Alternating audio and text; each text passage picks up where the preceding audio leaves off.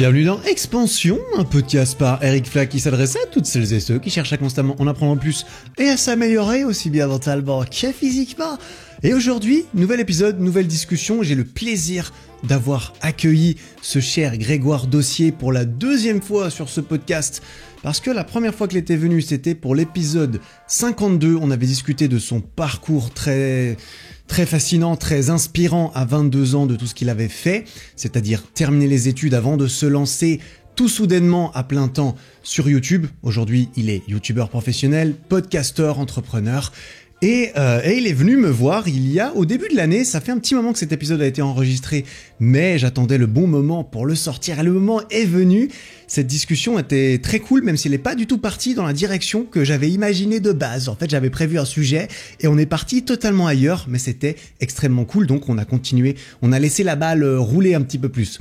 On a discuté de rupture, mais pas seulement de rupture amoureuse, tu vois, de rupture qui déclenche éventuellement des changements d'identité. On a parlé d'identité, de comment façonner un petit peu tout ça. On a parlé de vulnérabilité. C'était très intéressant. Au début, on est tombé un petit peu sur... on a discuté au début de l'épisode, tu vois, je laisse toujours discuter un petit peu normalement sans que ça commence de façon très sérieuse parce que c'est plus sympa d'entrer dans une discussion. On est arrivé sur sa sœur, enfin sur le sujet de sa sœur, tu vois, et on a discuté un petit peu de son rôle de grand frère versus youtubeur parce que lui donne des conseils dans ses vidéos et on a discuté de comment est-ce que sa sœur perçoit les conseils de son grand frère en vidéo. Après ça, on est revenu un petit peu rapidement sur son parcours depuis la dernière fois qu'on avait discuté, c'est-à-dire qu'il a réalisé son rêve en fait. Il a réalisé son rêve et il nous explique un petit peu qu'est-ce que ça a fait pour lui d'avoir réalisé son rêve et comment est-ce qu'il a dû retrouver du sens dans certaines de ses actions quotidiennes à partir de là, notamment en cultivant une double vie professionnelle et il nous explique ce que ça veut dire pour lui. On en arrive naturellement de la double vie à la multiplicité des vies en quelque sorte et à la multiplicité des identités. On discute par là même de la différence entre notre impression de notre propre identité et l'image qu'on essaie de renvoyer aux autres pour qu'ils aient l'impression qu'on ait certaines identités. Tu vois, cette éventuelle scission entre ce qu'on essaie de percevoir de nous et ce qu'on veut que les autres perçoivent de nous-mêmes. On va discuter de nos différentes facettes et identités à nous, personnelles et professionnelles, qui sont assez mélangées au quotidien en tant que créateur de contenu. On va discuter d'avoir trop peu d'identité, d'avoir trop peu de facettes et de piliers, les risques qui sont associés à cela. On va discuter de comment développer d'autres aspects de son identité. Ça, c'était très intéressant. On discute aussi de la nécessité d'avoir à affronter un certain type de rupture, d'avoir à surmonter et à affronter un certain choc pour créer et développer une nouvelle facette de son identité. On discute du coup quand même un peu de rupture amoureuse, bien évidemment, parce que c'est le genre de rupture qui est assez caractéristique, on dira. Et lors de ces ruptures, eh bien, on se retrouve dans une position de vulnérabilité et on discute un petit peu de cette vulnérabilité autant émotionnelle que physique. Autant on a envie de se renforcer physiquement, autant est-ce qu'on a envie de se créer une carapace émotionnelle impénétrable pour les gens autour de soi. Je sais pas, en tout cas on en discute et on donne un petit peu notre avis là-dessus. C'était une discussion extrêmement intéressante avec ce très cher Grégoire Dossier qui d'ailleurs a sorti son nouveau podcast qui s'appelle Le Podcast de Grégoire Dossier, sur lequel j'ai été invité et sur lequel il y a déjà l'épisode de notre discussion avec Grégoire et moi. Voilà, sans plus attendre, je te laisse avec ma discussion avec Grégoire Dossier. On met qui dans cette hype house alors ? On mettrait donc Arthur, Elio, Eric, Mathias. Bah, Grégoire aussi. Et moi-même, oui. On serait 5. Ce serait cool d'avoir une fille, tu vois. Dans ce cas, bah, j'ai pas de nom à te donner. T'as pas de nom. Ta sœur, elle fait ses études. Ouais, elle fait ses études. Oui, mais tu sais, les études, ça peut déboucher sur les réseaux aussi, des fois, tu vois. Non, je vais pas la mettre dans ce monde-là, quand même. Non, c'est vrai. Tu veux la protéger. Mais elle regarde ce que je fais, elle aime bien. Ouais, c'est vrai. Ouais. Et d'ailleurs, bah alors c'est complètement hors sujet, mais pendant qu'on y est, pourquoi pas. C'est quoi son rapport avec toi, sachant qu'elle a un grand frère qui a fait des études, qui fait des vidéos, etc., qui donne des conseils. Comment elle te voit? Elle te voit comme un modèle, elle écoute tes conseils, elle te pose des questions. Bah, je pense pas je pense que ça la dessert, le fait que, du coup, elle me voit pas comme un modèle, elle a pas à me voir comme un modèle, tu vois. Mhm. Je pense pas. Bah, t'es son grand frère. Voilà, je suis donc, son grand frère, donc, je pense qu'elle est contente que je sois épanoui dans ce que je fais. Donc, elle est contente, mais je pense pas être un modèle pour elle, et du coup, comme les conseils viennent de son grand frère, si elle regarde mes vidéos, par exemple, je pense que moi, à sa place, j'aurais pas envie de m'écouter, tu vois. Si j'avais une grande sœur qui faisait des vidéos comme ça, je sais pas si je prendrais les conseils de ma sœur aussi au sérieux que si c'est un inconnu, justement, qui vient sur Internet et que tu découvres toi-même, en fait. C'est vrai, ouais. Je comprends. Mais du coup, tu sais pas à quel point elle te prend au sérieux dans tes vidéos. Ah, je sais. Alors, je sais que, ouais, comme ça, comme j'ai dit, elle est quand même contente. Ouais. Donc ça, c'est cool. J'espère que ça peut l'inspirer à elle aussi s'épanouir plus tard, et j'espère qu'elle va s'épanouir plus tard. Et donc là, elle est toujours au stade des études et elle se cherche un petit peu comme moi je me cherchais il y a quelques années. Ouais. Et voilà, j'espère qu'elle va trouver quelque chose qui va lui plaire. Et si je peux l'inspirer, c'est cool. Mais voilà, je pense pas être un modèle et je préfère garder un rapport frère-sœur, tu vois. Très bien, ouais. Bon, c'est déjà bien d'avoir un grand frère qui a l'air épanoui, qui réussit et qui a l'air bienveillant et apprécié. Ça doit quand même pas être le pire des modèles de grands frères. Je lui ai acheté des AirPods que je pouvais pas. En plus, tu lui payes des AirPods. Alors là, tu vas devenir son grand frère préféré. Putain. Là, ça c'est un petit kiff que je me suis fait il y a quelques mois. Ouais. Je pense pas que j'aurais pu lui acheter comme ça des AirPods il y a quelques mois juste pour l'occasion. Je voulais faire la surprise, tu vois, parce qu'il y a toujours les anniversaires, il y a Noël, et là j'ai envoyé en plein milieu du mois de septembre parce que c'est pas du tout son anniversaire à cette période-là, et je pense que ça lui a fait plaisir. Ouais, et c'est un petit kiff que je me fais maintenant que je suis youtubeur, parfois j'essaie de réaliser soit les rêves des potes ou les rendre un petit peu heureux avec les contacts que je peux avoir, ou alors j'essaye de lui faire un petit cadeau comme ça parce que je peux plus me le permettre qu'il y a 1 an et demi par exemple. Donc ouais, c'est le petit kiff que je me fais de temps en temps. Mais mec, ça rejoint parfaitement le début du podcast que je voulais faire, qui était, Grégoire, la dernière fois qu'on s'est parlé, c'était il y a 4 mois, presque jour pour jour, à distance. Là, on s'est rencontrés pour la première fois hier, en vrai. T'es venu chez moi, là on est chez moi, sur mon canapé. On a fait un épisode aussi sur ton podcast, le podcast de Grégoire Dossier, qui est sorti la veille de cet enregistrement, mais il doit déjà y avoir plusieurs épisodes maintenant qu'il est sorti. Et là, tu viens de mentionner, ouais, maintenant, j'aime bien réaliser le rêve de mes potes. Et ça, en fait, ça vient manifestement, d'après une vidéo que j'ai vue il y a pas longtemps, et parce qu'on en a parlé, que toi, tu as récemment réalisé un de tes rêves à toi, qui était d'avoir les 100 000 abonnés sur YouTube. D'avoir 100 000 abonnés sur YouTube. Et ça a coïncidé un peu c'est arrivé un petit peu après la fin de tes études, mais la dernière fois qu'on s'est parlé, c'était même avant que tu réalises ce rêve, très certainement, c'est en octobre. C'était même si tu savais que ça allait arriver, c'était un petit peu avant. Tu terminais tes études. Qu'est-ce qui s'est passé là, ces 4 derniers mois? Comment est-ce que tu as plongé dans le monde du youtubeur professionnel? Et puis, qu'est-ce que tu as prévu un peu pour 2022? Comment tu vois la suite là? Donc ouais, c'est vrai que quand on s'est parlé il y a quelques mois, je devais être à 95, 90K, je pense. Presque. Un petit peu moins. Déjà. Ouais, donc je le voyais venir, l'objectif des 100 000 abonnés, et c'est même pas un de mes plus grands rêves, c'était mon rêve, tu vois. Je suis pas ce gars qui a 10 000 rêves. Par contre, être sur YouTube et pour moi, les 100 000 abonnés, je sais pas, c'était symbolique. C'est le trophée que toi tu as reçu déjà. Il y a un trophée là juste ici. Il paraît que tu l'as reçu chez toi hier ou quoi? Tu l'as reçu hier, mais t'es pas là pour la réception. Aujourd'hui? On est le 18, donc c'était hier. Ah, c'était hier. Ouais, donc j'ai reçu YouTube m'a livré mon trophée, mais je n'étais même pas là pour le réceptionner, donc je suis dégoûté. Ah, quelle ingratitude. J'espère qu'ils vont le mettre bien au chaud à la poste la plus proche et que je vais pouvoir le récupérer très bientôt. Mais donc voilà, c'était mon rêve d'avoir les 100 000 abonnés sur YouTube. Et c'est vrai que donc j'ai fait une vidéo sur le fait d'atteindre, ce que ça fait d'atteindre son rêve à 23 ans. Parce que j'ai rarement vu, c'est pas le fait de les avoir atteints à 23 ans d'ailleurs, d'atteindre le rêve à 23 ans, le plus important, c'est parce que moi souvent dans mes vidéos je mets mon âge, parce que sinon le titre est trop court. T'as de la chance d'avoir des titres trop courts. Ce que ça fait d'atteindre son rêve, ouais. C'est bizarre, je trouve. C'est moins unique que de mettre à 23 ans. Oui, c'est ça. Ça te différencie. Souvent, plus. je mets mon âge parce que je sais pas, ça met du contexte aussi.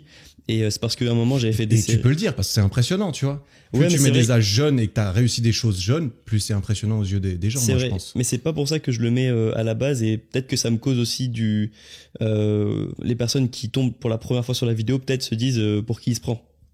Donc, ils peuvent cliquer pour en savoir plus. Voilà. Ils vont cliquer pour en savoir plus. Mais en tout cas, je mets le titre parce que à un moment, j'avais fait une série de vidéos, ce que j'aurais aimé savoir à 18 ans, ce que j'aurais aimé savoir à 20 ans. Et je sais pas, c'est resté maintenant et j'aime bien mettre l'âge. Je trouve que ça donne un peu de contexte. Et ça donc, fait une chronologie dans tes vidéos. Ouais, aussi. c'est ça. Ouais. Et donc là, j'ai réalisé ce rêve.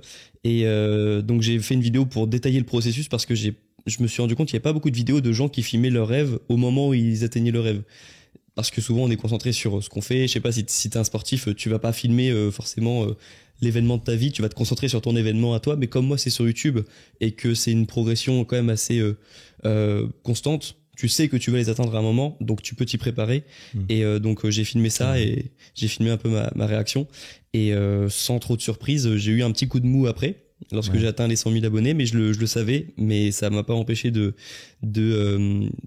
ressentir un petit peu ce manque de sens après avoir atteint l'objectif. Classique. Quand tu reviens à ton quotidien, après l'euphorie revient le quotidien, et comme t'étais très haut à un moment, ce qui était normal avant te semble moyen, bof en fait. Tu vois c'est ce qui dévalorise les objectifs aux yeux de certaines personnes. Ah, moi je me fixe pas d'objectifs parce qu'une fois que je les ai atteints, en fait je suis pas content. Et du coup je dois m'en fixer d'autres, etc., etc.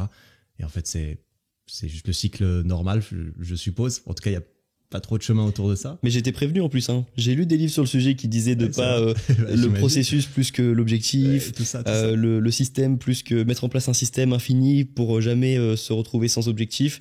Je savais tout ça, mais j'ai pas pu m'empêcher de repenser à tout ça lorsque j'ai eu les 100 000 abonnés et de remettre un petit peu en question certaines choses de ma vie de youtubeur à plein temps.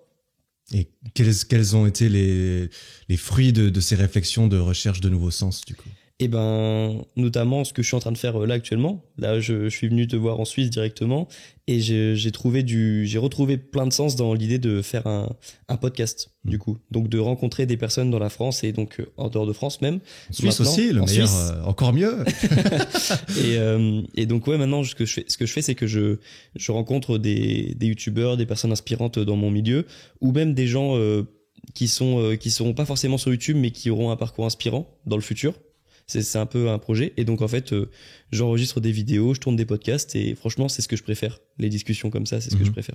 Ouais. Donc, tu vas continuer les deux en parallèle. Ta chaîne YouTube, voilà. tu vas pas l'arrêter non plus, j'imagine. T'as raison de préciser ça parce que moi, en fait, je pense que quand je suis heureux, c'est quand je suis en double vie. Okay. C'est quand j'ai plusieurs casquettes. C'est quand je fais au moins 2 trucs à la fois, au moins 2 trucs très importants pour moi. Et c'est ce que j'ai eu toute ma vie d'étudiant en fait. J'étais étudiant le matin, youtubeur le soir, et j'ai tellement envie de garder cette structure maintenant, mais tout le temps dans ma vie. Okay. Et donc là, lorsque j'ai eu les 100 000 abonnés sur YouTube, j'avais terminé mes études et j'étais 100% youtubeur. Et donc je me suis dit, il me faut un truc en plus, et maintenant je me définirais comme youtubeur et podcasteur. Ce qui était un petit peu le cas avant parce que j'avais déjà un podcast. De la bouteille là-dedans. Oui, c'est ça, mais là c'est un nouveau podcast, c'est sur YouTube et donc c'est une nouvelle chaîne YouTube, tu vois, c'est la première fois que je crée une chaîne secondaire et ça m'a fait trop plaisir de la créer. Ouais. Et donc là je redécouvre cette double vie où je suis youtubeur, j'ai ma chaîne principale et j'ai la chaîne secondaire avec les podcasts et j'adore. Et est-ce que cette double vie pour toi c'est important dans le milieu professionnel principalement? Parce qu'on pourrait se dire, ok, j'ai une double vie, j'ai ma famille, j'ai mon travail. Tu vois, c'est vrai. Et ben, c'est vrai que pour moi, c'est pas la même chose. Pour moi, la vie personnelle, ça restera une vie à côté. C'est pas Encore une vie, mais t'en as combien des vies? Mais pour moi, on est fait pour ça, tu vois. On est fait pour avoir plusieurs vies, pour changer, avoir des changements complets dans la journée. Tu vois, un peu comme tu vas au travail, que tu sois salarié ou que tu sois indépendant, tu vas au travail, tu es telle personne, dans le boulot, tu es telle personne, tu rentres chez toi le soir, imaginons que tu es des enfants, bah là, tu deviens, t'es un parent. Tu rentres et t'as d'autres responsabilités, c'est pas du tout les mêmes préoccupations que tu as. Et moi, j'aime bien ça. Et donc, oui, j'aime bien cumuler des vies. Donc, j'ai ma vie perso, j'ai ma vie pro, et donc, dans ma vie pro, j'ai aussi plusieurs vies et j'aime bien ça, tu vois. C'est une façon intéressante de le voir, et c'est vrai que ça correspond parfaitement à ton parcours depuis le début. C'est que tu as toujours jonglé entre, comme c'était limite ce dont on avait parlé dans notre premier épisode, du coup avec Greg on a déjà fait un épisode sur ce podcast dans lequel on présentait son parcours un petit peu plus, Tout ça, ça sera en description, bien sûr. Et dedans, on parlait justement de ta double vie, les études le jour, la passion la nuit et le projet la nuit. Et du coup, c'est vrai qu'une fois que tout ce que tu faisais la journée est terminé, il fallait bien remplacer ça par autre chose. Il y a le sport aussi qu'on a en commun, bien sûr, qui est aussi une double vie, parce que c'est cool aussi de rentrer dans une salle de sport et de rentrer, de te dire je suis un athlète. Tu vois, Alors moi, par exemple, je me considère pas comme un athlète. Je suis pas un athlète Gymshark, par exemple, malheureusement pas encore. Bientôt. Mais oui, il y a des youtubeurs que je suis qui sont des athlètes, et c'est cool de rentrer dans une salle de sport et de te dire là, je suis plus personne d'autre qu'un athlète. Tu vois, j'aime bien ce côté-là. Et c'est pour ça que j'aime la salle de sport, c'est pour ça que j'aime YouTube, ou parfois même dans ma vie personnelle, par exemple, ça va pas au top. Je suis pas, je sais pas, je viens de me prendre un vent, un râteau ou des trucs comme ça. Ça arrive. Et là, dans ma vie perso, j'ai l'impression que je suis une bouse, tu vois, je suis nul. Et ben, je kiffe rentrer dans mon studio YouTube et me dire là, je suis un autre gars, tu vois. Je suis un youtubeur, et le râteau que je me suis pris, c'est plus du tout ma préoccupation, parce que là, je suis youtubeur et j'ai d'autres choses à gérer, tu vois. C'est très intéressant. Mais en fait, est-ce que tu associes ça, du coup, à différentes parties de ton identité qui peuvent chacune, après, à leur tour, s'exprimer dans différents contextes, dans différents endroits, et te permettre d'être quelqu'un de différent dans ces contextes? Ouais, c'est ça. Chaque partie de ma vie influence un peu ma personnalité. Et par exemple, lorsque je passe beaucoup de temps sur YouTube, ma personnalité change lorsque je suis avec des amis, par exemple, parce que je suis tellement focus YouTube que je parle comme un YouTuber, tu vois. Ouais. Tu vois, tu parles comme un YouTuber. Ouais, c'est ça. Bonjour, c'est Grégoire aussi. J'arrive pas à t'imiter. T'imites les gens bien mieux que moi. D'après ce que j'ai entendu hier soir à la pizzeria, il m'a imité il m'a imité Mathias. Vas-y, imite Mathias là, vite fait. C'est une exclue. Dire, c'est faire rire, et faire, c'est faire taire. je vais mettre le vrai extrait. Et il a toujours un petit et ouais. C'est sa marque de fabrique, tu vois. Bon, après, Mathias, c'est un très bon pote à moi. Tu vas aller le rencontrer juste après, aujourd'hui même.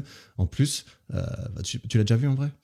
Non, on a fait un live Instagram il y a pas si longtemps. On s'envoie des messages. C'est un des gars avec qui je parle le plus sur les réseaux avec toi. C'est un bon gars, Mathias. Et ouais, donc j'ai hâte de le rencontrer en vrai. Apparemment, il fait 1m95 en plus. Oui, il est grand, ouais. Un beau bébé, quoi. Ouais, c'est un beau bébé. un beau bébé, Mathias. Salutations, Mathias. Bah lui, ouais, il a plusieurs vies aussi. Et donc oui, en fait, chaque partie de ma vie, en fait, en fonction des priorités que j'ai à un moment, ça change la façon dont je suis avec tout le monde. Et par exemple, pour te donner un exemple, là, on a eu cette discussion il y a quelques mois. Tu me parlais justement de YouTube et de ma vie personnelle aussi, sentimentale, comment est-ce que j'avançais là-dedans. Ouais. Et c'est vrai que depuis plusieurs mois, maintenant que ça va mieux sur YouTube, je vais boire plus de verre, je sors plus. Et je trouve que ça s'est vu sur YouTube, par exemple, où il y a des personnes qui me disent ça se voit que tu te prends moins au sérieux, ça se voit que t'es plus relax. Et c'est aussi parce que dans ma vie perso, je vois plus de gens et je m'amuse plus aussi dans ma vie personnelle. Et tu penses que c'est sincèrement lié à cela, ou que c'est influencé ou grandement influencé par le fait que tu aies peut-être partagé aussi de ces moments de sociabilité améliorés, tu vois? Si entre guillemets, du jour au lendemain, tu passes plus de temps avec des gens, en tant que créateur de contenu, c'est vrai que parfois on documente, on en parle, on montre un petit peu. Est-ce que tu as montré un peu ces choses? Parce que je pense savoir que ça influence beaucoup les gens quand ils te regardent. Moi-même, ça m'est arrivé aussi il y a pas si longtemps, et je me suis dit tiens, c'est marrant en fait. C'est vraiment l'image que tu renvoies aussi, en fait, qui influence bien plus que ce que tu fais ou qui tu es vraiment.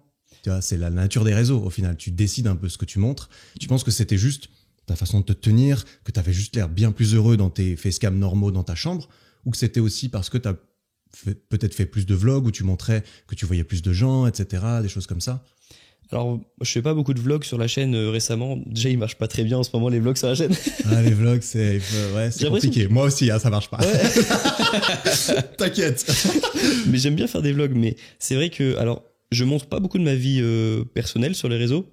J'ai jamais montré mes potes. On les entend parfois dans les vidéos, mais je les montre pas trop. Mais c'est vrai que je pense un peu comme toi, comme nous, on est des youtubeurs, on va dire, à contenu à valeur ajoutée. On essaye notre valeur ajoutée, c'est de donner des conseils, c'est d'apprendre des choses, c'est de partager nos ressentis. C'est moins de divertir le premier objectif. On a moins tendance à essayer de montrer notre vie perso, parce qu'on se dit qu'on s'éloigne un petit peu de notre but premier. Sauf qu'en vrai, dans la vie, on est des gens normaux, tu vois. Donc c'est cool aussi de de leur montrer quand moi je fais. C'est surtout sur Instagram que je montre mes soirées ou que je montre. D'accord. Mais c'est vrai que sur YouTube je le montre pas trop, mais ça m'a pas empêché d'être un peu influencé par ça, par la vie sociale que j'ai en ce moment. Je trouve que ça se ressent sur YouTube, alors que je le montre pas spécialement sur YouTube. Ma vie sociale, je la partage pas trop. Ouais, ok.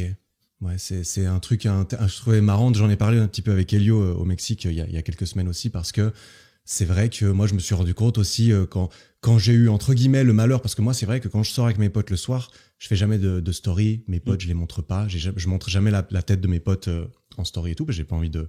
Enfin, j'ai envie de pouvoir vite filmer mon assiette sans avoir à leur demander est-ce que ça te dérange si je te montre devant des milliers de personnes. Ils ont pas envie, peut-être. Donc, je préfère pas le faire.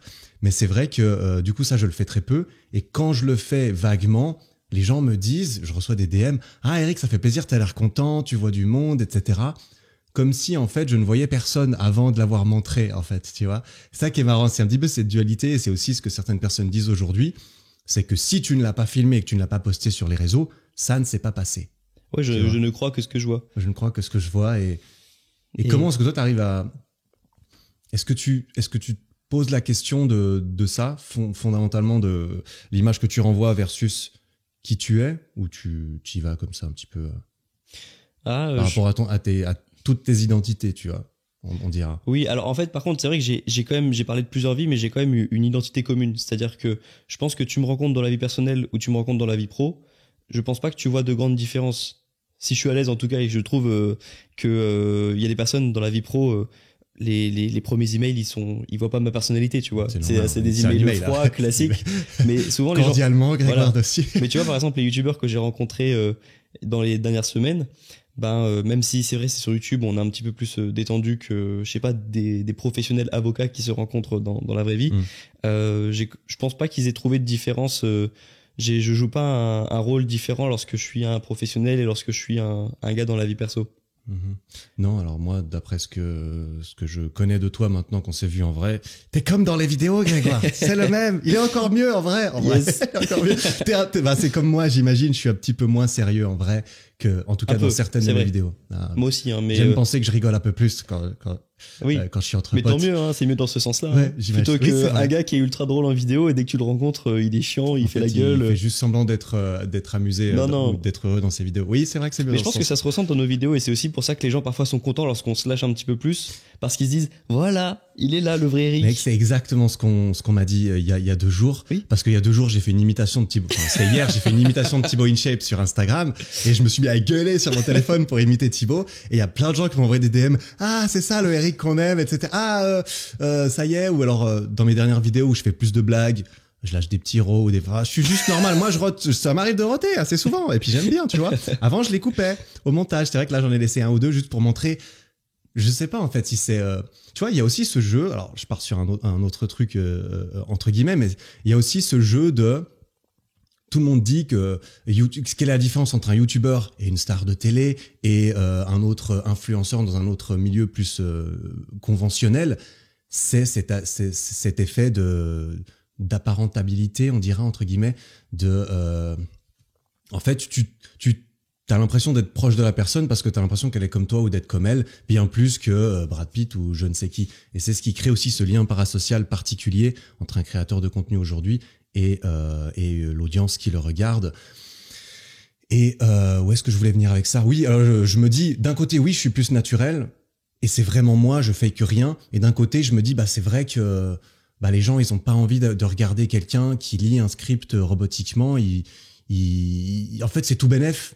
Mais j'ai eu du mal, moi, à faire ce déblocage de ok, t'arrêtes d'être très professionnel, parce qu'en fait, c'est mon métier. Du coup, je me dis, il faut que je sois sérieux, il faut que je sois pro, il faut que ce que je propose, ce soit carré. Et d'un autre côté, c'est pas facile à réconcilier avec le fait, en fait, ils ont envie de voir juste un être humain normal. Je comprends vraiment ce que tu dis, parce que, comme je te l'avais dit hier, en fait, ça fait 2 ans et demi que je suis sur YouTube. Et je pense que ça fait que quelques semaines que j'arrive à être vraiment naturel dans certaines vidéos. Certaines, hein, même pas toutes. Parce que dès que j'ai une petite pression ou de comment je veux que la vidéo se déroule, est-ce que je veux tu vois, lorsque j'ai la pression sur une vidéo, j'arrive pas à être naturel parce que je veux être au top possible lorsque je fais la vidéo, et donc je suis pas forcément hyper naturel, et c'est parce que t'es concentré et sous pression un tout petit peu. Et les seuls moments où je suis, je pense, 100% naturel, c'est lorsque je fais justement ce genre de vidéo. Que ce soit sur ton podcast là ou lorsque je le fais, lorsque moi-même je t'ai interviewé comme la dernière fois. Mais en gros, moi j'ai l'impression, et c'est le cas de beaucoup de personnes, d'être dans ce setup là avec des micro-podcasts, avec d'avoir des discussions longues pour être moi-même. Et je pense que c'est aussi ça que les personnes aiment écouter aussi. Ça l'a fait pour plein de youtubeurs, par exemple Amixem. Tu vois, c'est un gars qui a fait quand même beaucoup de podcasts maintenant. Peut-être pas autant que d'autres, mais j'ai remarqué que tout le monde disait ça dans les commentaires dès que Amixem faisait une vidéo. Tout le monde disait « Ah, mais ça fait plaisir de le voir naturellement, il a tellement de trucs à dire, c'est dommage qu'on voit pas ça dans ses vidéos, etc. » C'est les contraintes des formats et tout ça. Et moi, je me suis rendu compte exactement de ça parce que mes 2 ou 3 dernières vidéos, je suis beaucoup plus naturel. Et ça, on le voit pas parce que c'est le montage, mais quasiment tout est fait en une seule prise. Et ça, c'est une grande première dans ma vie de créateur de contenu. Moi, vraiment, toutes mes premières vidéos, 2 ans, 3 ans de premières vidéos, c'est je répète chaque phrase et parfois je la fais 6 fois parce que je me dis que la première est pas ouf, la deuxième est pas ouf et après j'ai oublié comment était la première et la deuxième. Du coup, j'en fais une 6e, tu vois. Exactement pareil. Et mon monteur me disait, mais Eric, ça sert à rien. Il essaye d'être gentil et il m'a aidé aussi. Cédric, big up, tu m'as aussi aidé à ce que ça soit plus simple pour tout le monde, pour lui et pour moi, de me dire, mais Eric, en fait, moi j'ai gardé la première au montage parce qu'elle était meilleure. Oui. Et puis là, je suis là, ah d'accord, je me sens un peu con maintenant. Je me sens un peu con. Et depuis que je fais des podcasts, où t'es obligé t'es obligé. Moi, je fais des podcasts comme toi où on peut parler une demi-heure, 1 heure tout seul également, et des podcasts filmés. En fait, je réalise à quel point l'exercice du podcast m'a aussi aidé à être plus naturel, en fait. J'en parlais avec Antoine Fonbonne dans l'épisode qu'on a fait ensemble. T'es comme dans tes vidéos. En fait, les mecs qui sont pas comme dans leurs vidéos, ça va se voir en podcast. Du coup, peut-être qu'ils en font moins, etc., ou ils ont moins l'habitude de ce format et on va sentir un petit peu le décalage. Mais tu peux pas être un personnage pendant 1 heure de discussion sans cut en live. On n'est pas en live, mais tu vois ce que je veux dire. Et puis il y a aussi le rapport au perfectionnisme, c'est un truc qui te touche, t'en avais parlé dans un podcast. Et en fait, quand t'es en podcast et que c'est bon, t'as lancé l'enregistrement, tu vas pas te reprendre à chaque fois, donc tu vas pas essayer de faire la meilleure phrase possible, comme on peut le faire en tournage, lorsqu'on sait qu'on peut se reprendre. Donc je suis d'accord que moi ça m'a aussi beaucoup aidé dans mes vidéos, et c'est aussi pour ça que c'est bête, mais parfois dans mes dernières vidéos je mets le micro à podcast alors que j'ai un micro cravate, tu vois, pour les vidéos normalement, et je fais exprès de mettre le micro podcast pour me dire, pour me mettre dans la condition podcast, et pour m'éviter de me reprendre 10 fois pour dire la même phrase un petit peu mieux. C'est pas con. J'essaie de me remettre dans l'ambiance podcast en fait. Ouais. Comme ça tu sais que c'est une histoire d'environnement aussi. Qui du coup, pour en revenir, parce que moi j'aime bien faire des petites boucles comme ça, tu vois, qui en revient au fait, tu veux faire ressortir pendant tes vidéos YouTube ton identité, ta nouvelle identité. Non, c'est pas une nouvelle identité parce que... Oui, c'est l'identité que je révèle petit à petit. Voilà, ton identité de podcasteur. Mais il faut préciser, pour ceux qui savent pas, Grégoire, il a un premier podcast qui s'appelle le podcast des étudiants. Dessus, il y a plus de 200 épisodes. Donc je sais pas, il me semble que t'as toujours été seul sur ce podcast. C'est 200 épisodes où le mec a parlé tout seul. Donc il a quand même un peu d'expérience là-dedans. Et donc t'as quand même une identité de mec qui est capable de parler tout seul devant un micro pendant 30 minutes sans s'arrêter. Et du coup, quand tu te mets en vidéo YouTube, maintenant, tu essayes de plus faire ressortir ton identité de, je parle normalement, je suis naturel, je fais qu'une prise parce que c'est comme là, on est en train de discuter. Quand tu discutes avec un pote, tu fais pas 2 prises. C'est qu'on va dire, mais attends, je vais la refaire, mec. Mais non, il a déjà compris ce que tu voulais dire. Tu vas pas la refaire, tu vois. Et surtout, par exemple, je suis sûr qu'il y a des personnes, moi ça me le fait lorsque j'écoute des podcasts, j'écoute la vidéo, 2 gars qui parlent, juste 2 gars qui parlent en podcast, comme on fait maintenant, et je regarde et je vois qu'il y a déjà 20 minutes de discussion, 25 minutes, 30 minutes, et je me dis, c'est passé plus vite que parfois 5 minutes d'une vidéo YouTube qui est hyper bien montée, mais où il y a tellement d'informations que, en fait, le temps passe plus vite lorsque c'est une vraie discussion. Le temps passe, en tout cas, j'ai l'impression que c'est ce que j'aime voir de plus en plus sur YouTube, c'est de voir des vraies discussions. Et j'aimerais bien que dans le futur, il y ait tous les YouTubeurs qui aiment bien qui aiment bien le format podcast, ils aient pourquoi pas une chaîne principale et une chaîne secondaire où tu peux les voir, on va dire, comme ils le sont, comme ils pourraient l'être dans la vraie vie. Pour ceux qui sont assez à l'aise pour le faire, parce que on aime bien aussi ce côté-là, travailler toujours au montage, ça peut être une façon de se protéger aussi. Ouais, justement, ça dépend comment tu es et quel format tu utilises. Parce que c'est vrai que quelqu'un comme Amixem, il fait des formats plutôt divertissants avec un montage au poil de cul, parce que t'es obligé pour que ça soit captivant. Et donc, lui, il a peu l'occasion dans son concept de s'exprimer plus ouvertement. et plus dans un format différent. Et c'est pour ça que ces personnes, on a bien envie aussi souvent pour apprendre à les connaître, d'aller écouter un podcast où ils parlent pendant 1 heure. Et j'avais écouté une interview d'Amixem chez Domingo, chez Popcorn. Et j'avais beaucoup apprécié, alors que je connais très très peu ce youtubeur, j'avoue. Et encore, là, il était Popcorn, c'est quand même assez grand, tu vois. Donc, je pense qu'il y a toujours une pression. C'est plus un petit podcast. Oui, c'est vrai. Mais déjà, tu vois le switch. Tu vois qu'il parle pas comme dans une vidéo. Ouais. Mais moi, j'avais écouté son podcast qu'il avait tourné avec 2 gars, je crois qu'ils sont du Canada ou du Québec. Et en fait, c'était vraiment, ils mangeaient des pizzas, ils avaient les micros, et c'était dans une petite pièce. Et là, c'était pour moi le Amixem plus naturel, le plus naturel possible. Et c'était cool. Moi, j'adore voir ça. Et je pense qu'il y a beaucoup de personnes qui sont pareilles parce que, et je crois que ce podcast, il avait fait des centaines de milliers de vues, tu vois. Et Pierre Cross en a fait un récemment de 5 heures, plus de 5 heures. Pareil, une interview, enfin une discussion plutôt. Il est en Switch, il a les mains dans les poches et il discute. Ouais. Il discute et je pense pas que les personnes regardent 5 heures d'un coup, mais je pense que les personnes prennent plaisir à regarder 30 minutes par 30 minutes ou à l'écouter dans la voiture. Et pour moi, c'est ça aussi le futur de YouTube. C'est des vidéos très bien montées d'un côté sur une chaîne, parce que c'est toujours agréable de voir ça et c'est l'essence de YouTube, et en même temps des discussions comme ça complètement naturelles. C'est aussi une tendance naturelle au fait que le milieu de YouTube ces dernières années s'est professionnalisé de plus en plus. Il y a de plus en plus de moyens, et donc plus il y a de moyens, plus il y a des grosses productions, plus il y a des contraintes financières, plus il y a des montages carrés pour satisfaire l'algorithme, moins tu t'apparentes à ce que tu vois en fait. Plus ça ressemble à de la télé, mine de rien. Et donc, plus tu ressembles à un acteur de télé plutôt qu'à un être humain normal. Et le podcast, c'est le retour à pouf, en fait, c'est aussi un être humain normal. Et moi, j'ai aussi envie de pouvoir voir l'être humain normal et pas juste l'acteur dans sa super production avec des effets spéciaux et des fonds verts et des machins, tu vois. Et c'est pour ça que je pense que le podcast va sauver YouTube, entre guillemets. Ouais, parce vrai, que sinon, quand tu regardes parfois les... C'est pour ça que Twitch a explosé aussi. Ouais. Parce que c'est full naturel. C'est ça. Et quand tu regardes des gros youtubeurs, quand tu vois leurs moyens de production, j'ai vu, je suis passé dans certains setups de youtubeurs, c'est assez impressionnant. Donc c'est cool, c'est inspirant pour moi, mais c'est vrai que on pourrait se rapprocher de plus en plus de la télé et donc perdre le côté naturel. C'est aussi pour ça que il y a des youtubeurs qui tournent avec des toutes petites caméras pour retrouver le côté naturel que tu peux avoir au début lorsque tu commences avec ta petite caméra dans ta chambre, parce que tu parles pas de la même façon lorsque tu as un réflexe avec une focale immense, tu vois, qui est Et que t'as 3 mecs derrière qui te regardent faire ta vidéo, en fait. C'est ce qu'on avait dit pour quand j'ai tourné avec Bodytime dans leurs locaux. Ouais. C'est une grosse entreprise, il y avait un cadreur, il y avait 2 personnes en plus derrière la caméra. Je connais jamais connu ça, moi. Ouais, et moi au début, j'ai dû me concentrer parce que j'ai fait donc j'avais l'impression d'être à la télé justement, parce qu'il y avait beaucoup de monde, il y avait des gens qui passaient, donc il fallait que je me concentre. Ça t'a mis la pression de OK, Grégoire, là il faut être plus pro parce que je suis entouré par tous ces professionnels qui en plus sont tous des mecs qui sont là pour faire leur taf. Leur taf, c'est de venir filmer l'interview de Grégoire et leur boss, Alex et PJ. Et là, t'étais un petit peu... Est-ce que tu t'es senti un petit peu plus en discussion entre potes ou t'étais plus en interview, t'étais plus... Non, du coup, là, j'étais en mode interview. Après, Alex et PJ, ils étaient très cool. Ils étaient... c'est grâce à eux que l'interview s'est bien passée parce qu'ils étaient naturels, ils étaient drôles. Il y a des moments... Ils étaient chez eux, en fait. Voilà. Et eux, ils sont habitués. Ouais. Ils sont habitués à avoir un cadreur. Peut-être que justement, ils se sentiraient moins bien s'il n'y avait pas de cadreur parce que, comme ça, ils ont pas ça à gérer. Et eux, on voit qu'ils sont habitués à ça. Mais c'est vrai que moi, comme j'avais l'habitude de tourner soit tout seul, soit à 2 personnes lorsque je fais des interviews, là, c'était impressionnant, ouais.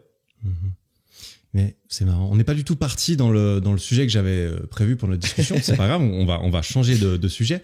C'est vrai que sur ce podcast, souvent, j'invite quelqu'un pour la première fois. J'aime bien parler de son parcours, de discuter un peu de qui il est pour présenter la personne. Et s'il y a un très bon match, je me dis, vas-y, reviens, on fait une autre discussion. Et là, c'est plutôt une discussion plutôt thématique. Là, on est un peu parti sur une thématique que j'aime beaucoup et je pense qu'on va pouvoir rester dessus. C'est la thématique de l'identité, de cultiver différentes facettes de sa vie et ce qui a à la fois plusieurs intérêts et qui est pas nécessairement évident. Tu en avais parlé dans le premier épisode qu'on avait fait, c'était quand tu as eu ta rupture, à 18-19 ans, je sais plus exactement, 18 ans, tu as eu l'impression que toute ta vie s'effondrait parce que, en fait, manifestement, une grosse partie de ton identité était rattachée à cette relation, à cette personne peut-être, et que lorsque on t'en a privé, tu t'es retrouvé dans les décombres. C'est clair. Ma copine, c'était ma vie.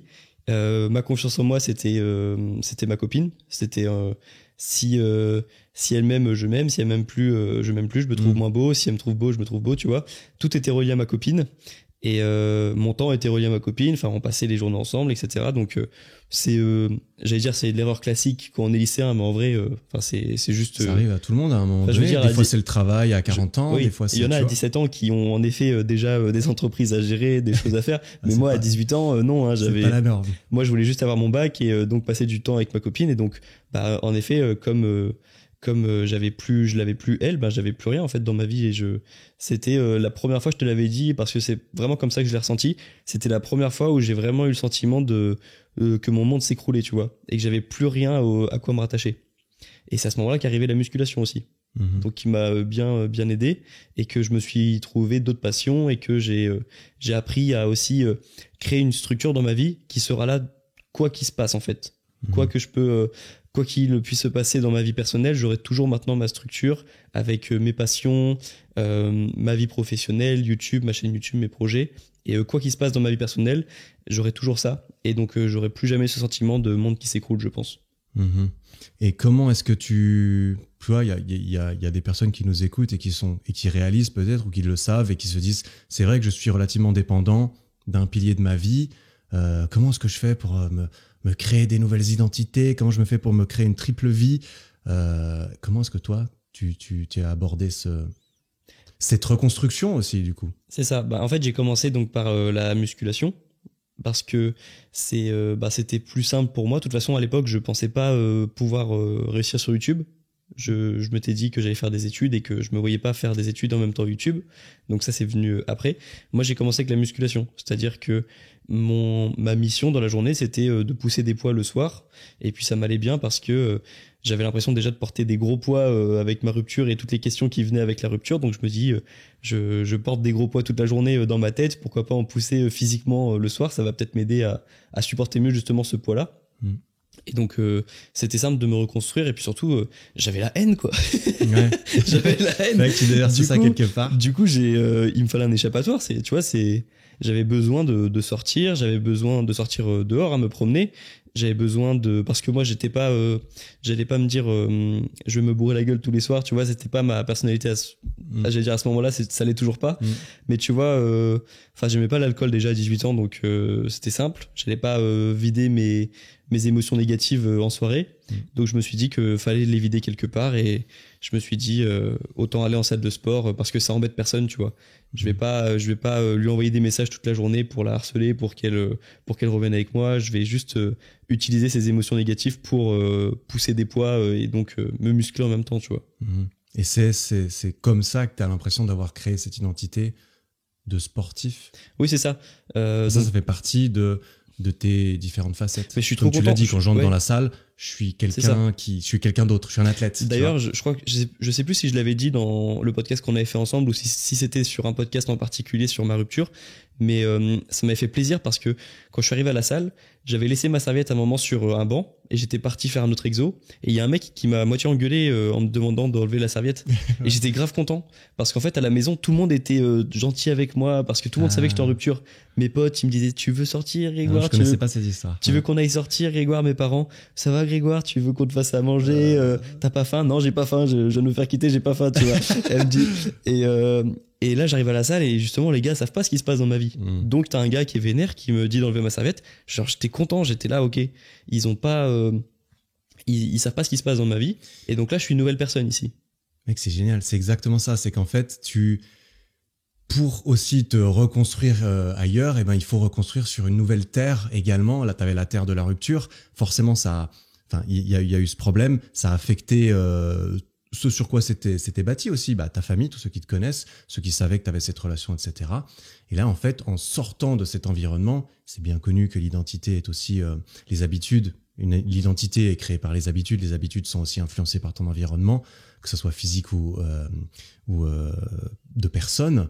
Et là, tu vas dans un autre environnement, et en fait, le fait d'être sur une nouvelle terre où personne te connaît, c'est en fait le terrain parfait pour te reconstruire à l'image que tu veux. Parce que si personne sait que tu viens de te faire quitter, si tout le monde te traite comme n'importe qui, tu peux être n'importe qui. C'est à toi tu peux être ce mec qui en fait va pousser lourd tout le temps. Personne pourra remettre ça en question là-bas, personne ne te connaît. En fait, lorsqu'on a une grosse rupture, une grosse remise en question, souvent on a besoin d'une nouvelle communauté. Et dans un tout autre exemple, il y avait Justin Bieber qui avait dit, après les problèmes qu'il avait eu via l'énorme popularité qu'il avait eu d'un coup, il avait trouvé, lui, son refuge dans la communauté du skate. Parce qu'en fait, quand il disait que quand il faisait du skate, la communauté des skateurs, en fait, ils s'en fichent de ta popularité. Et donc, il disait, il y a qu'avec eux que je peux être 100% moi-même. Et donc, moi, ma communauté qui m'a aidé à me reconstruire, c'était la communauté des sportifs. Mais c'est une belle communauté, la communauté des sportifs. C'est une magnifique communauté. Moi, quand je vais me balader ou quand je vais courir dans ma Normandie, tous les gens qui courent, ils sont sympas, quoi.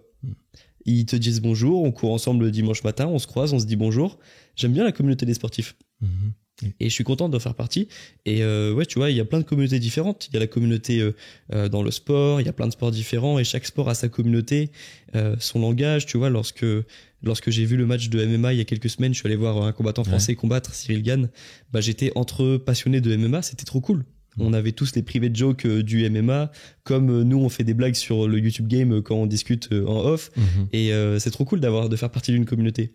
Et donc moi j'ai la communauté YouTube, la communauté des sportifs, et il y en a plein d'autres en fait. Il y en a aussi pour tous les sports, pour tous les instruments de musique.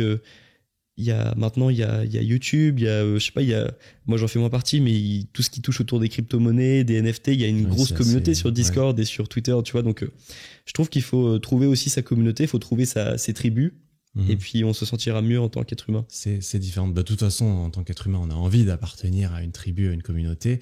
Et là, aujourd'hui, avec Internet, on a aussi accès plus facilement à plus de communautés auxquelles se crée un sentiment d'appartenance pour se façonner une des parties de notre identité. Parce que moi-même, j'ai une partie de mon identité qui est extrêmement attachée au sport et tout ça. Et hier, on est allé manger en ville, on est passé devant le campus universitaire à côté de chez moi, là où je me suis entraîné dans cette salle pendant 10 ans, la salle du campus. Moi, cette salle, c'est un des endroits où je me sens le mieux, où je me sentais le mieux dans ma vie quand j'étais aux études. Pas parce que j'aimais pas le reste de ma vie, mais c'est juste, j'entrais dans la salle, j'entrais dans une bulle de ma vie, tu vois. C'était vraiment la bulle de ma vie où je suis à la salle. Lui, je le connais, mais je le connais que dans cette bulle. C'est des mecs, je les ai jamais croisés en dehors de cette salle. Et ça, c'est trop bien, tu vois. C'est comme toi, tu croises le mec avec qui tu vas courir le dimanche. C'est cette partie. Avec cette personne, tu es cette personne. Ça veut pas dire que tu joues un rôle ou quoi. Mais comme on en a parlé un petit peu avant, chaque partie de ton identité va s'élever éventuellement en fonction du contexte, de la situation, est-ce que je parle à un pote ou est-ce que je parle à mon pote avec qui je cours juste le dimanche. Et ça te permet aussi de t'enrichir et de créer différents piliers sur lesquels te reposer.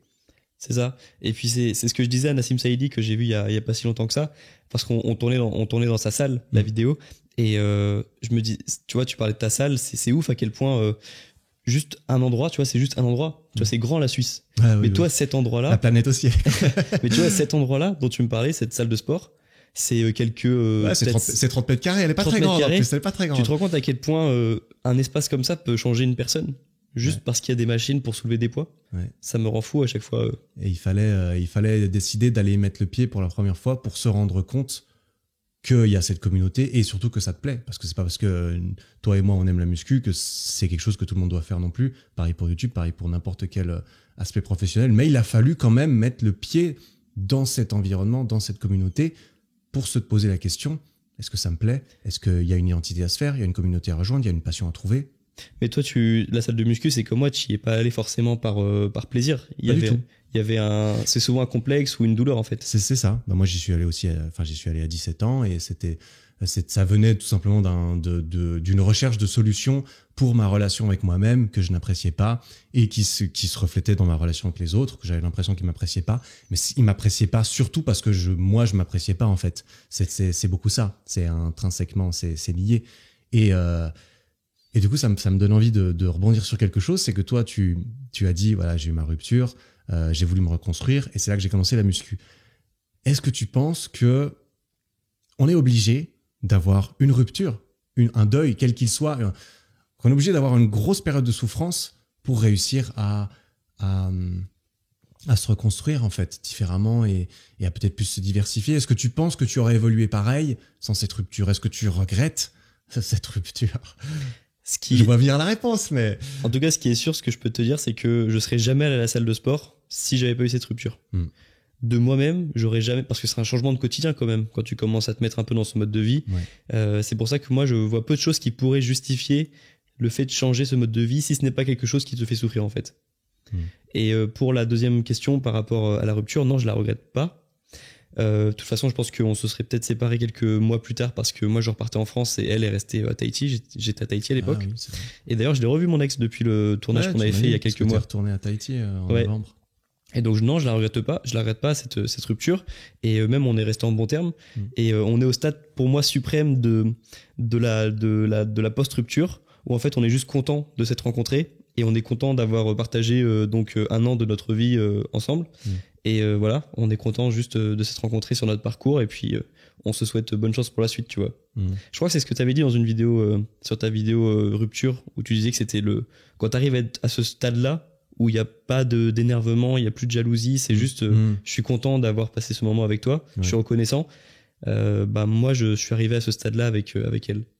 Malgré le sentiment de profonde souffrance que tu as ressenti au moment où ça s'est passé. Je lui ai dit, t'as déconné, hein.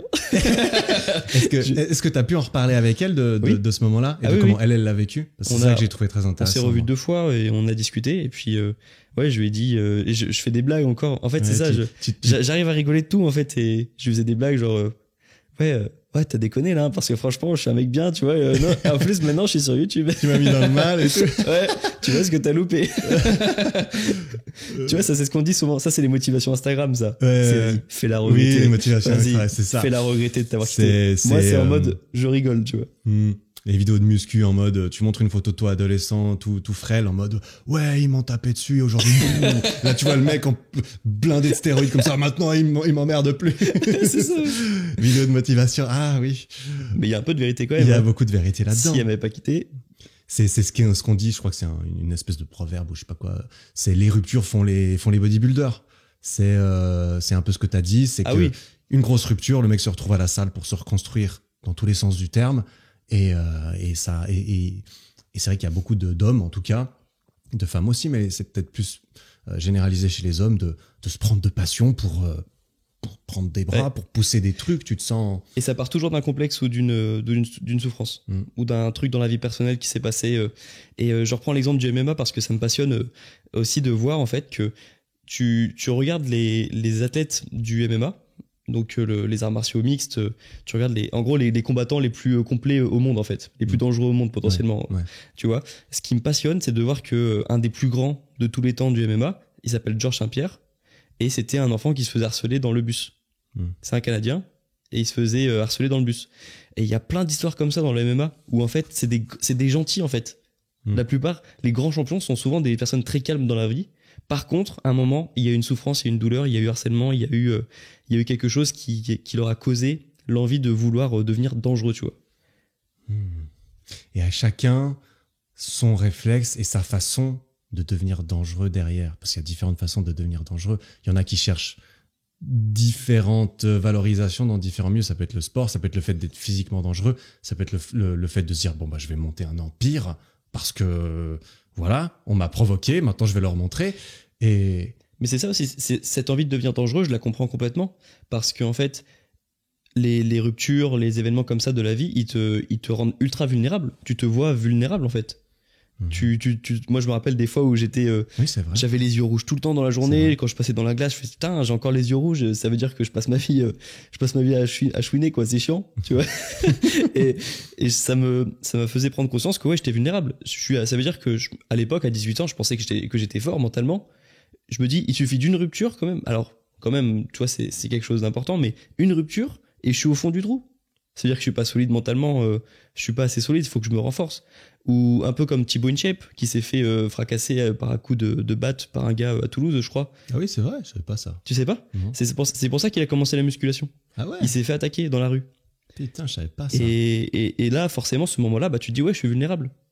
Et donc, j'ai besoin quand même de me renforcer. Et ce que j'aime bien avec les combattants de MMA, certains, c'est qu'ils ont toujours ce côté gentil. Ils sont gentils, ils sont calmes dans la vie. Ils n'ont pas envie de se bagarrer parce qu'en fait, quand tu prends conscience de la violence, t'as pas envie d'y retourner. Souvent, ils n'aiment pas forcément combattre. Ils aiment bien l'art du combat, mais ils n'aiment pas forcément combattre. Et par contre, ils ont compris que ils étaient vulnérables à un moment dans leur vie, tu vois. Ça me rappelle mon adolescence, putain. Ça me rappelle ma triste adolescence où j'étais pas du tout heureux et où justement, comme d'autres sûrement, il y avait des rêves de un jour je vais leur montrer. Et puis, chacun essaye de montrer ça différemment derrière. Mais comme on en parlait d'ailleurs hier soir, je crois, après le soir, c'est vrai que moi, vu ce que j'ai vécu dans mon adolescence où j'étais mal et je me suis fait taper peut-être une fois, mais c'était surtout de la violence verbale en ce qui me concerne. Et c'est vrai qu'en me souvenant de ça, je ne peux pas m'empêcher aujourd'hui pour toujours de me rappeler de ça et de me dire, bah en fait, on n'a pas été gentil avec moi. Du coup, moi, j'ai envie d'être gentil avec les autres parce que j'ai pas envie de leur faire vivre ça, tu vois. Et ça me fait penser à tes mecs de MMA que tout le monde voit en tant qu'ignorant. Moi, je connais très peu le MMA. Je vois ces mecs, j'ai l'impression que c'est des mecs dangereux, tu vois. Ces mecs dangereux, je sais pas, ça veut pas dire que je pense qu'ils sont méchants, mais tu pourrais avoir tendance à penser que le mec peut te tuer en 6 secondes. Ça se trouve, il a une rage pour de vrai et il veut juste faire mal parce que ça lui sert. Et tu dis, bah non, le mec s'est fait harceler. En fait, en dehors, il veut juste pas se battre. Il est juste passionné par son art. Et il l'exprime de cette façon et il a déversé sa rage, pas dans la violence, mais dans l'apprentissage de la maîtrise de ce sport. Et en fait, le mec, il est gentil. Oui. Et je trouve ça bien. Ils ont, alors il y a des fous, hein. Il y a des gros tarés hein, aussi dans le MMA. Hein. Faut en prendre conscience. Hein. Ouais. Mais oui, ce que j'ai remarqué et c'est ça qui m'a plu, c'est que les grands champions souvent ont le même profil, c'est-à-dire que ce sont des gens qui n'aiment pas se battre. En fait, ils se battent parce que c'est leur métier, mais ils aiment le sport, ils aiment l'art en fait derrière. Mmh. Et souvent, ils ont un parcours de vie pas facile. Il y a toujours une rupture, il y a toujours une rupture aussi familiale, hein, tu vois. Oui, différents types de ruptures. Mais il y a toujours un événement comme ça qui a été le début de leur carrière. Mmh. Ça veut dire que, en fait, si je résume un petit peu le truc. Tu regrettes pas ta rupture, tout s'est bien passé. Non, vraiment, tous ces événements ont créé des grands champions. Ouais, c'est ça. Ça veut dire que c'est presque une bonne. On pourrait presque décider de voir ça comme une bonne nouvelle. La première grosse rupture, évidemment, qui ne nous met pas à la rue dans des situations précaires, etc. Une rupture émotionnelle, typiquement, c'est super difficile de voir ça comme ça sur le moment. Ça vient avec le temps, mais c'est ça qui t'a donné envie de t'endurcir, de changer, de prévenir le fait que ça puisse se reproduire de cette ampleur et de cette façon sur toi. Pour moi, elle est nécessaire en fait. La rupture du lycée, pour moi, c'est comme le stage de 3e, c'est obligatoire, tu vois. Il faut la valider. Pour moi, tu peux pas avoir... Si tu veux avant que quelqu'un fasse ses études supérieures, s'il veut faire des études, pour qu'il passe en études, pour moi, il faut qu'il ait son bac, et sa rupture, tu vois, son attestation de rupture. Là, tu peux être sûr son attestation de rupture. Je pense que là, il peut être dans la vie, on peut le lancer dans la vie, il aura au moins appris un truc avec ça, tu vois. Ouais. Ah oui, c'est clair. Ah, c'est un bel apprentissage, on n'apprend pas ça à l'école. Si un jour je crée un lycée, je mettrai ça en place. Ouais. Est-ce que vous avez rompu grosse rupture? Non. Alors vous redoublez. Allez, on recommence. T'es pas prêt pour après. Ça se passera mieux la prochaine fois. Ouais, bah moi, tu vois, ma rupture, je l'ai vraiment eu à 28, 29. Enfin, la rupture que j'ai ressentie comme vraiment une rupture dont j'ai appris des choses, mais je m'étais déjà construit en parallèle sur différents piliers, mon travail, mon sport, et c'est pour ça que j'ai pas eu l'impression que tout s'est effondré, mais que je me suis rendu compte, tiens, je m'étais jamais effondré de ce côté-là. Et c'est là, et c'est ce que je dis, ce que je pense, et c'est aussi pour ça que j'ai l'impression d'avoir bien vécu cette rupture en tout et pour tout, et de l'avoir processé rapidement. C'est parce que ensuite, bah oui, j'avais perdu ça, j'avais mon sport que j'adore, j'avais mon travail qui me passionne énormément, j'avais toujours mes meilleurs potes, et ça m'a fait réaliser aussi, après certains déséquilibres, bien sûr, parce que personne n'est parfait, mais que j'avais plus de temps aussi pour voir mes potes et faire d'autres choses et rencontrer de nouvelles personnes, etc. Et je regrette pas ma rupture, clairement. Au contraire. Qu'est-ce que c'est bien le travail aussi de temps en temps? Ouais, c'est bien. C'est vraiment un gars sûr en fait. C'est un gars sûr. Moi, mon travail, c'est vraiment mon gars sûr. Quoi. Il est toujours là, quoi. Il est toujours là pour toi. Alors parfois, il est vraiment toujours là, malheureusement. Des fois, il est trop présent aussi. Mais vraiment, quoi qu'il se passe dans ma vie, il est toujours là pour moi, le travail, quoi. J'ai vraiment changé mon rapport au travail depuis quelques années. Depuis que je suis sur YouTube. Je voyais pas les choses comme ça quand j'étais étudiant et que je devais réviser. Pour moi, le travail, c'était pas mon ami à ce moment-là. Et t'as réussi à l'apprivoiser et à en faire un allié plus qu'un... Bah je fais un truc que j'aime, donc oui, c'est ça. Ça change complètement mon rapport au travail, c'est sûr. J'ai pensé à un truc là, je reviens maintenant, parce que là, non, des fois j'aime bien écrire des notes pour pas oublier des trucs auxquels je pense, ça me revient maintenant, du coup j'y reviens. T'as dit que t'as parlé de ce sentiment de vulnérabilité, quand tu t'es retrouvé dans cette situation, tu te dis, ok, bah, t'as vu les choses en face, tu te dis, je suis vulnérable, on m'a détruit, on m'a fracassé à coup de batte ou à coup de je te quitte. et tu te dis, ok, je vais changer ça. Est-ce que... comment ou pourquoi ou parce que tu vois c'est ça qu'on pourrait même j'ai reçu l'autre jour, j'ai demandé sur Instagram, ouais, donnez-moi éventuellement des idées de thématiques de podcast, et quelqu'un m'a dit vous pourriez discuter de pourquoi les hommes ont du mal à montrer leurs émotions, pourquoi les hommes ont du mal, du coup ça veut aussi vouloir dire ça, pourquoi les hommes ont du mal à être vulnérables et à se montrer vulnérables. On dit les hommes parce que c'est le cliché, peut-être les femmes c'est peut-être un petit peu moins ça.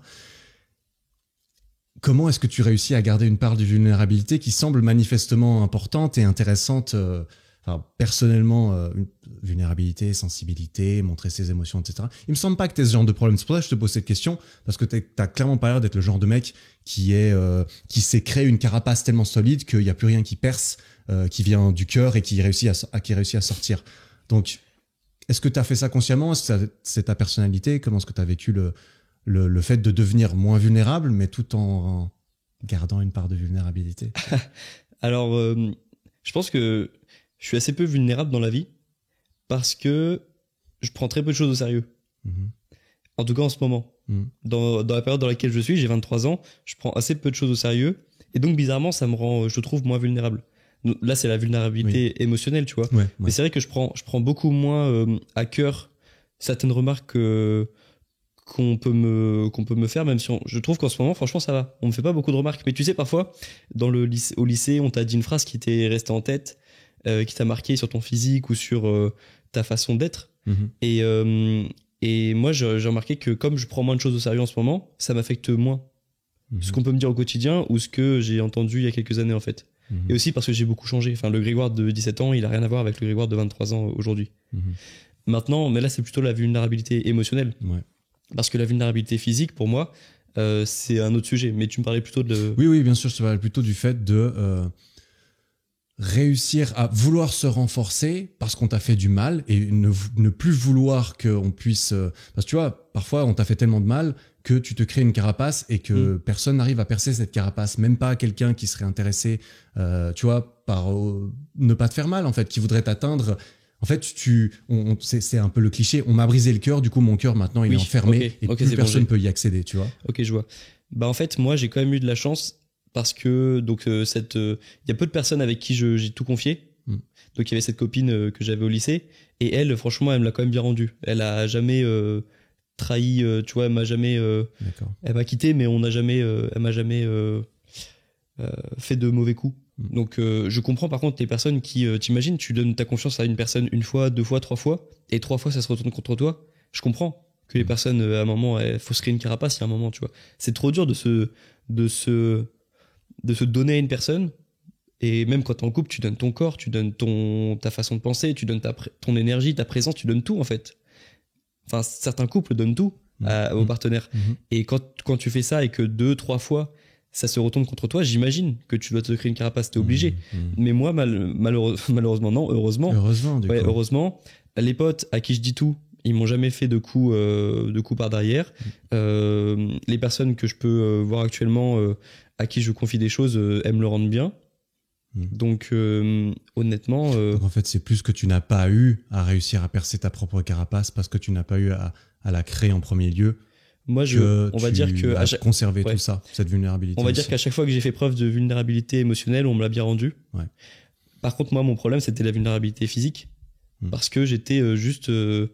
On se rend pas compte à quel point on est vulnérable physiquement avant qu'on ait eu, soit comme Thibaut, un affrontement dans la rue, ou juste une situation où on s'est dit putain, je suis même pas capable de courir assez vite pour empêcher ça. Moi, je prends du plaisir à me renforcer aussi physiquement. Parce que justement, j'ai envie d'être utile dans une situation comme ça. Et on oublie un peu ça, je trouve. On se rend pas compte à quel point on est faible physiquement. Bah, il nous faut des piqûres de rappel qui sont propres à chacun. Tout le monde n'a pas besoin ou envie de réussir à sprinter pour X ou Y raison. Ça peut être dans tes relations sociales, ça peut être physiquement, effectivement, ça peut être tu t'es fait péter la gueule. Moi, je me suis jamais battu je me suis battu une fois. J'avais 16 ans, il m'a cassé les couilles. Enfin, c'était vraiment un des petits cons qui me cassait les couilles verbalement. Et au bout d'un moment, j'ai pété un plomb, tu vois. À un moment donné, il m'a poussé à bout et je lui ai foutu un point. Et je me souviens toujours de son regard, tu vois. C'est vraiment, il s'y attendait pas du tout. C'est bien ça. Et du coup, il a Je vais me permettre de le dire parce qu'il m'a cassé les couilles. Il a fait la pute, tu vois. J'ai commencé à lui Il a mettre, balance. je lui ai mis un point et il a fait la il s'est mis comme ça, tu vois. Donc j'avoue que j'ai eu ce petit sentiment de fierté à ce moment-là dans ma vie. Je me suis dit tiens, en fait, je me suis défendu et ça a marché. Et en fait, le mec, c'était tout du je parle mais je fais rien entre guillemets. Mais c'est les seules fois de ma vie où je me suis putain, il l'a battu. éclaté. Eric a Et éclaté un ouais, gars au alors il lycée. faut y aller pour me pousser à bout. Aujourd'hui, je suis quand même quelqu'un d'assez calme. Je pense, mes potes me le disent. Enfin, tu me verras rarement énervé ou agacé. Donc, pour me pousser à bout, alors ça, c'était plus jeune, mais il faut y aller quand même un peu. Eh ben écoute, je pense qu'il avait mérité et je pense que tu lui as appris aussi des Si choses. tu me regardes aujourd'hui, je sais même plus comment il s'appelle. J'avoue, je sais même plus comment il s'appelle. Ouais, là où je voulais en venir avec ça, c'était juste que effectivement, moi, je me suis jamais battu pour de vrai à part ça, mais je considère pas que c'était une baston. Donc je ne sais pas ce que c'est que de se faire péter la gueule. Je me suis jamais mis dans des situations comme ça. Moi, je suis très pacifiste. La violence, ça m'intéresse pas du tout. J'ai l'impression d'avoir énormément à perdre en fait. J'ai l'impression que si je me bats avec quelqu'un, j'aurais énormément à perdre, à me battre. Peut-être que lui, il a moins à perdre et que c'est pour ça qu'il est prêt à se battre avec moi. C'est que parfois, t'es juste désespéré et du coup, t'as rien à perdre, autant te battre. Moi, j'ai l'impression d'avoir tellement de trucs à perdre que je me mets jamais là-dedans. Mais je suis sûr que si un mec me venait m'exploser la gueule, ça me ferait ça me ferait revenir au fond de moi certaines pensées que j'ai eues du style ah ouais, le self-défense, ça a l'air intéressant. Je vais peut-être me mettre un art martial, ça a l'air cool avec le street et tout. Après, t'as pas besoin d'avoir un combat dans la rue, par exemple, pour en prendre conscience. Tu parlais dans ton dernier podcast de tes accidents en moto et en ski. Ouais. Donc toi, il suffit par exemple de voir un accident un jour, c'est mieux que tu prends l'enseignement mais tu l'as pas vécu. Après, malheureusement, ça t'arrive aussi à toi aussi de temps en temps. Mais par exemple, moi, j'en ai pris conscience de l'importance de pas être vulnérable physiquement lorsque j'étais à la gendarmerie et que j'étais formé par l'antenne GIGN et on avait des cours de self-défense. Et en fait, moi, j'ai même pas eu besoin de voir un combat de rue. Enfin, j'en ai eu quelques-uns quand j'étais gendarme. Enfin, on le voyait, tu vois, on les empêchait, mais nous, on combattait pas. J'ai jamais combattu avec uniforme ou sans uniforme. Et en fait, juste les gars arrivent dans la salle et ils savent tout faire. Ils savent leurs bras c'est des armes, leurs jambes c'est des armes, tu vois. C'est pour ça des armes de mort. Ils peuvent pas se battre non plus dans la rue parce que quand c'est comme les combattants de MMA, ils peuvent pas se battre dans la rue parce que leur corps c'est une arme, tu vois. Ils ont pas les mêmes responsabilités que d'autres personnes. Et donc moi c'est juste en les voyant, quand je voyais comment ils se défendaient, quand je voyais les prises qu'ils connaissaient, j'ai fait putain, ok.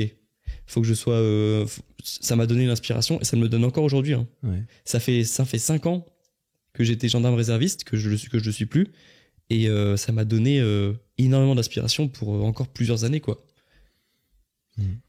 Et donc là c'est plutôt de la vulnérabilité physique, mais les deux vont ensemble aussi je trouve, tu vois. Enfin non, parfois pas du tout. Il y a des personnes physiquement qui sont impressionnantes et qui sont très vulnérables émotionnellement. Exact, parce que c'est le stéréotype du tu as un complexe ou tu as une vulnérabilité et tu essaies de la compenser par autre chose. Et on t'a fait du mal émotionnellement, du coup tu deviens musclore pour plus qu'on t'emmerde. Ce qui fonctionne d'une certaine façon, probablement. Mais peut-être que le problème émotionnel, la vulnérabilité émotionnelle est toujours là et que ça te fera tout autant mal qu'on te dise, peut-être même encore plus, qu'on te dise... oui, c'est important de renforcer les deux. C'est important de renforcer les deux. Parce que ça peut se voir s'il y a un déséquilibre à un moment. Et la personne s'en rend compte éventuellement, je pense. Après, c'est pas toujours évident de se rendre compte d'une vulnérabilité qu'il faut compenser et de savoir comment faire. C'est généralement avec un choc, avec une rupture, avec une baston, avec quelque chose de poignant et de aigu. Donc vraiment un choc aigu, pas douleur chronique, ça doit pouvoir aider, mais c'est généralement un gros choc qui te piqûre de rappel. C'est exactement ça. Qui te dit, ok, il y a un problème en fait. Maintenant, je suis obligé de le voir, il faut que je fasse quelque chose. Bah, c'est ça. Ça peut être plus ou moins aigu, ça peut être voir un mec ultra impressionnant détruire un mec avec un couteau avec juste une main, tu vois, il le détruit avec une main alors que l'autre il a un couteau, tu dis ah ouais, moi je peux pas faire ça. Moi j'ai un couteau, il me tue avec sa propre main. Et où ça peut être comme moi, typiquement, je me suis explosé la gueule à ski et je me suis dit en fait, je vais peut-être arrêter de me mettre dans des situations comme ça qui dans lesquelles je suis inutilement vulnérable et qui pourraient se retourner contre moi. Une façon de se renforcer aussi parfois, c'est juste de pas se mettre en danger, tu vois. Une façon de contrer sa vulnérabilité, c'est de pas se mettre en... C'est ce qu'il nous disait à la gendarmerie, hein. Ouais. Vous pourrez connaître toutes les prises, la meilleure défense c'est la fuite. La meilleure défense, c'est de Quand pas être dans la merde. Quand on peut le faire, on peut le faire. Mais c'est pour ça aussi que la course pour moi c'est une forme de renforcement physique et même pour ta survie ça peut être important un jour. Et même mental. Pour moi, la Ah oui, il y a tout. enfin, Il la y a course tout. d'endurance, pour moi, c'est mental de ouf, quoi. Ah oui, il y a tout dans la course. Ouais. Toi, tu cours beaucoup, il me semble. Ça fait que 1 an que je le fais. Ouais. Et ça m'apporte beaucoup, ouais. Ouais. Ah, il faut que je m'y mette. Je me suis toujours dit que je m'y mettrais un jour à la course Beaucoup de blessures d'endurance. aussi. Hein Beaucoup de blessures aussi. C'est vrai? En fait, non pas des blessures graves, D'accord. mais des petites ampoules. ouais. Oh, ça, mais ça fait partie du job. taf. C'est comme J'aime mes mains, bien. elles sont dégueulasses, mais moi Et j'adore. tu sais, on parlait de la communauté tout à l'heure. La Ouais. communauté des sportifs, des runners, c'est un truc aussi. Hein. C'est Ah ouais, quand, j'imagine. quand j'ai commencé à publier mes runs sur Instagram et que je mettais mes temps, j'avais plein de commentaires de gens qui m'avaient jamais écrit avant qui me disaient ah ok tu cours. C'est quoi Viens- ton Strava? Viens sur Strava. Moi aussi, on m'a dit Il y a une ça. secte sur Il y a Strava. une secte sur Strava. Ouais, je veux te suivre sur Strava. C'est quoi ton Mais compte j'ai vu et que tout? ouais non j'y suis pas parce que moi quand je cours je veux vraiment le faire pour moi de mon côté. Ouais. Moi je connais mes perfs et puis ouais je suis pas sur Strava mais ouais la communauté des runners c'est aussi une belle commu et on peut y accéder très facilement. On a besoin d'une paire de chaussures. Mhm. Ouais. C'est un engagement moindre que d'aller en salle de sport parce qu'il y a tout ce truc regard des autres. Oui, alors il y a chacun. La communauté des runners c'est une belle communauté.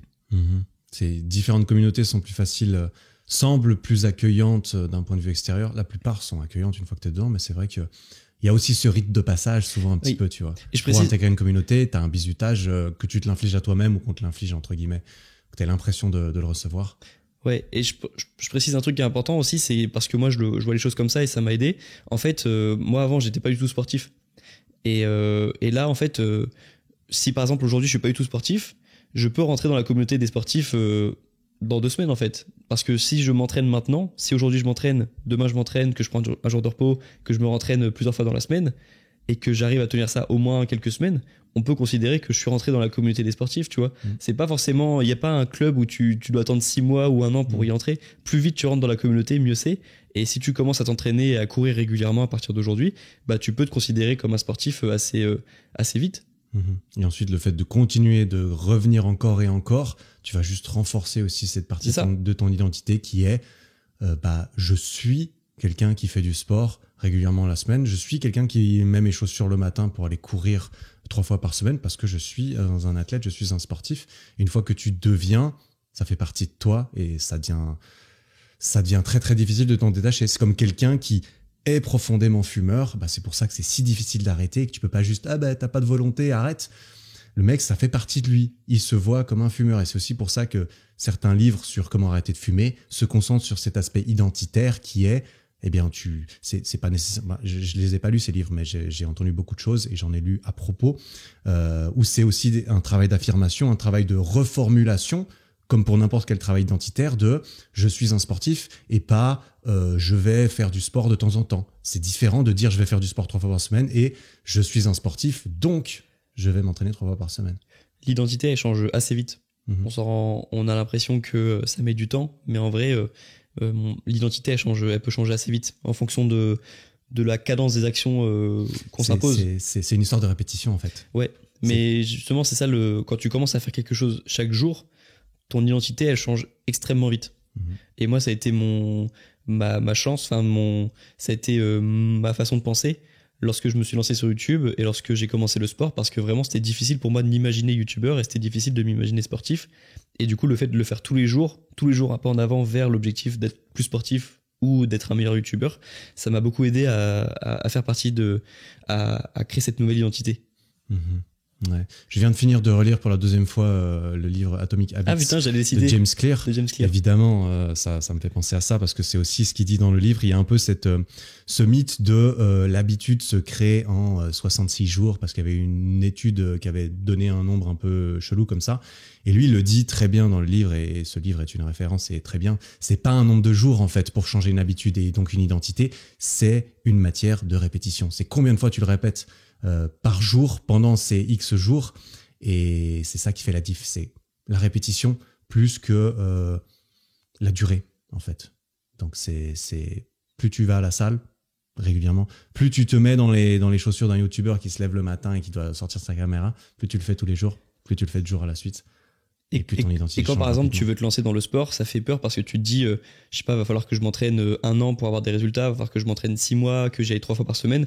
En vrai tu as juste besoin de t'entraîner une fois aujourd'hui et ensuite tu verras demain. Mais en tout cas aujourd'hui avec le temps que tu as besoin juste de t'entraîner une fois pour être un sportif.